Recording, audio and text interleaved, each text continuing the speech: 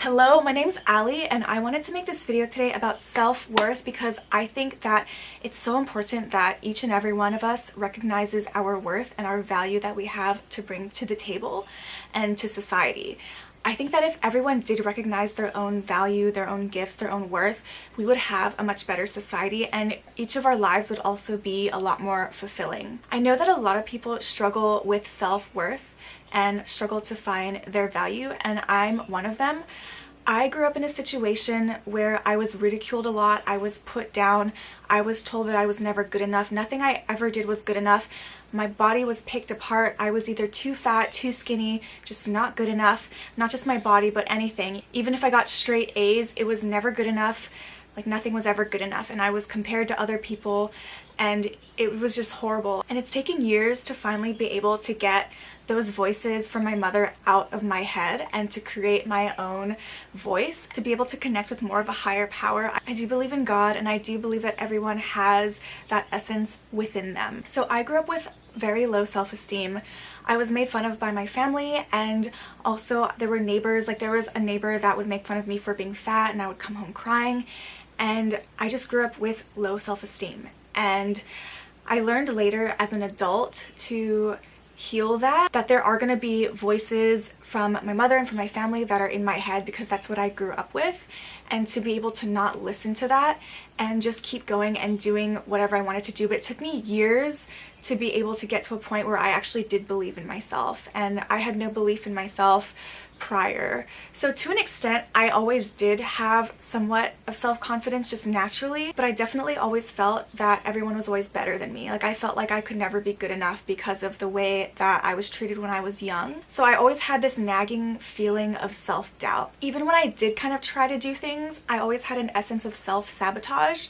So even if I was kind of trying towards something, there was always a voice telling me, no, you're actually not good enough for that, let's not do that, and self-sabotage everything. That's why it's taken me a little longer to get to where I want to be, but I do believe that everything happens in perfect timing. I do believe in taking the time to heal, and it's been so many years for me to get to a point where I'm at the point where I am now. And I'm not saying I'm at the point that it's perfect, but I'm at a point where I am doing things I want to do and I'm pushing towards what I want to do and just kind of trusting in everything. Even though there are doubts and nagging doubts in my mind and within me, I'm still just doing what I believe that I need to be doing, and believing that I can do what I'm passionate about and doing something that makes me happy. So I'm aiming towards that in my life instead of just settling for something that I know that I can do but it won't make me happy. It took me a lot longer to be able to find my own talents and recognize what I was passionate about. I knew when I was younger I was passionate about certain things, but I never believed that I would ever pursue those things that I was passionate about. So this is a message for everyone, no matter what your age, no matter where you are in life,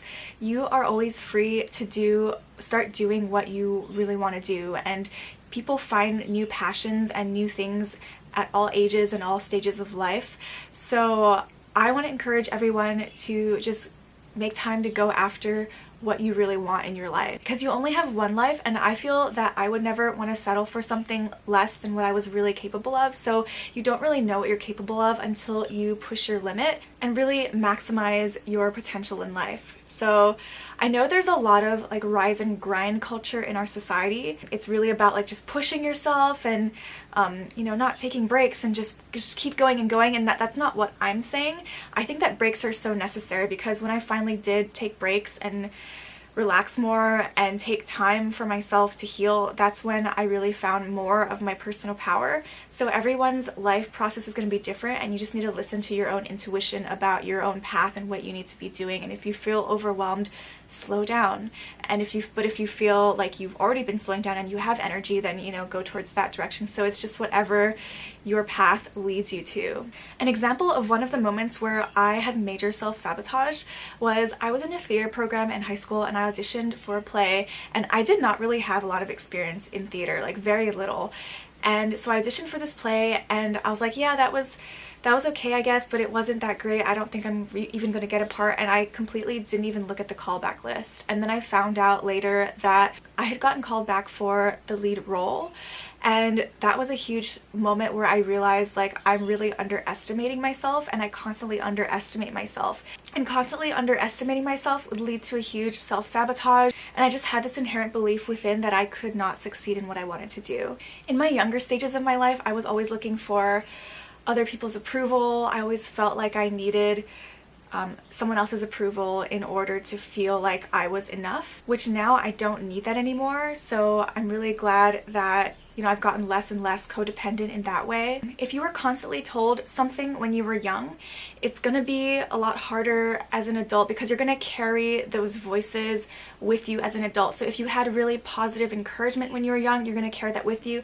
If you had a lot of the opposite, if you had a lot of trauma and a lot of like you weren't good enough and a lot of neglect, you're gonna carry that with you. And it's gonna be like this nagging thing that needs to be healed. So it definitely took me a lot of time to work through all of these negative self-beliefs that I had about myself. I think the average person has just a lot of negative self-beliefs anyway, so if you were treated especially poorly than average, then you're gonna come with more. But I just want to encourage everyone, because your upbringing was not the be-all end-all for your life. You can completely decide who you want to be, what you want to believe, what you want to ignore, what you want to do. So I really wanted to give this message to whoever needed it, and I really hope this finds the people that need it.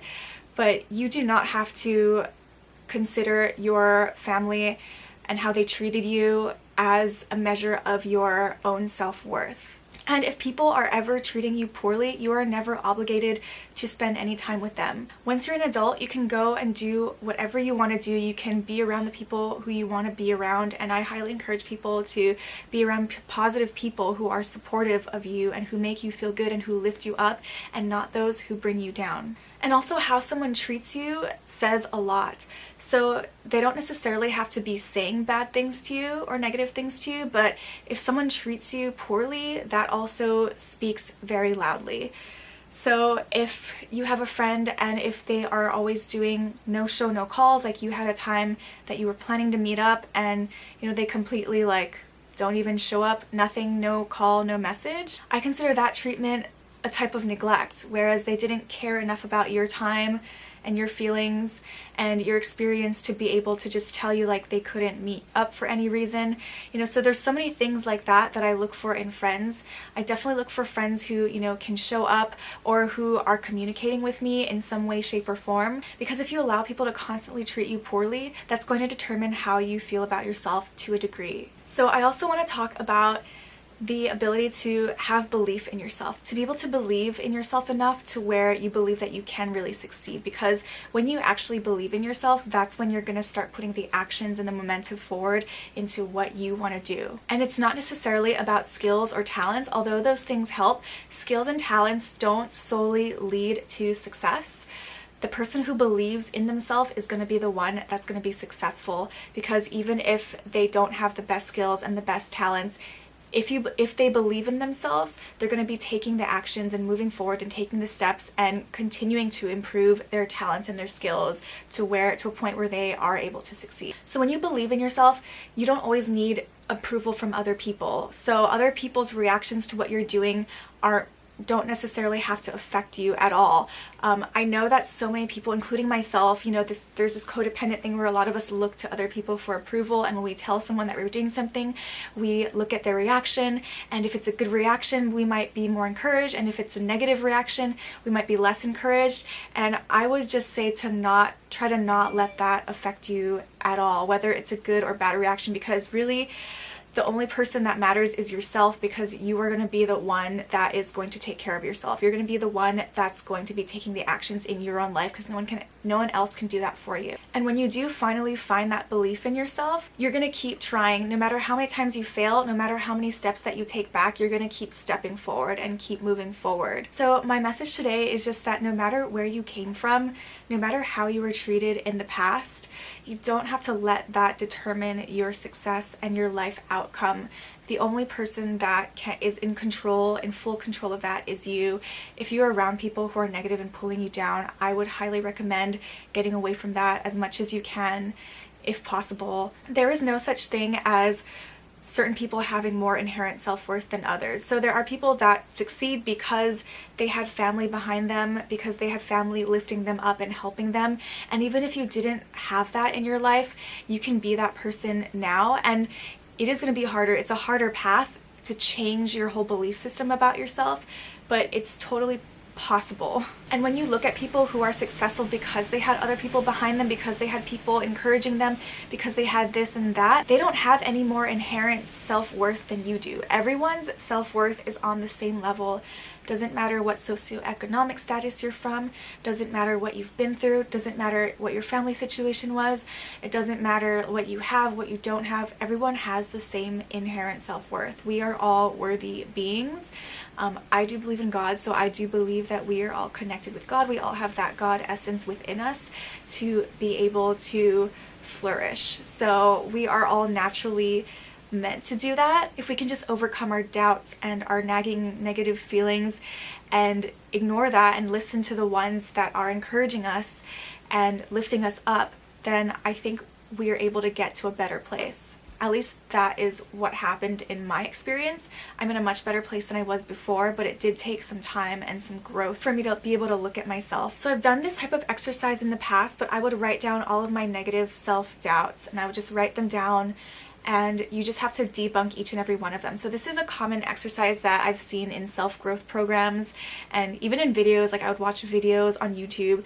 YouTube is awesome because everything is so accessible, so you can find so many things to help you heal from the past. So in this exercise, you just write down your self-doubts, and then you write down everything that, because your self-doubts, like all of those nagging things, like they are not true.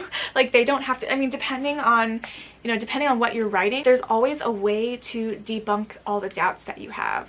So if you could take something negative and turn it into something positive, then that would be ideal. Although self-beliefs are often on a subconscious level, you can also bring your subconscious thoughts to light and use your conscious thoughts to overpower your self-conscious thoughts. And this does happen over a period of time. But it's so important to believe that you do have worth, that you are light, that you do have power. You have the power to completely make someone's day. So if you have the power to do that just by giving someone a compliment or giving a homeless person some food, or you have so much power as a human being to change someone's day, change someone's life even. So if you have the power to do that, you have the power, like you are light, you have the power to do anything. So I just wanted to make this video, this encouraging video where I was vulnerable because I wanted to share my own experiences.